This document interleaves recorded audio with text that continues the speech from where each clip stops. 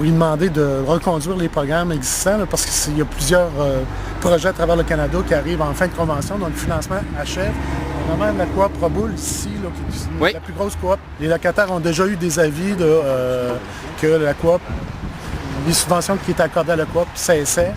Donc à terme, les locataires subventionnés risquent de voir leur logement augmenter de façon importante et se retrouver carrément obligés de partir, de quitter la coop parce que les logements vont devenir au prix du marché, ce que plusieurs locataires à faible revenu ne seront plus en mesure d'assumer.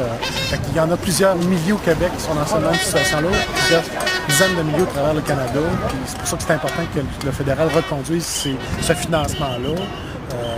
Parce qu'on se bat depuis des années pour développer de nouvelles unités de logement. Ouais. Ce qu'on va avoir gagné, mais on risque de le perdre au cours des prochaines années avec la fin des subventions aux projets qui ont été accordés depuis les dernières années. Si le gouvernement Harper ne veut pas bouger, bien, il va falloir que les autres partis s'engagent, eux autres, à bouger. Et si ce n'est pas le gouvernement Harper qui le fait, bien, il va falloir que ce soit un des autres partis, que ce soit le Parti libéral ou le NPD, qui prennent des engagements pour eux autres remettre les subventions. Mais cela étant dit, si on attend autant que ça, on va avoir déjà perdu des milliers de logements à travers le Canada. Il y en a de la richesse, mais elle est mal répartie au Canada. Puis je pense que c'est sur le bon fait que le gouvernement Harper commence à entendre raison puis prendre des engagements si on veut vraiment éliminer la pauvreté des enfants, parce que dans ces projets-là, il y a plein d'enfants qui risquent de se trouver encore plus pauvres si ces unités-là sont subventionnées.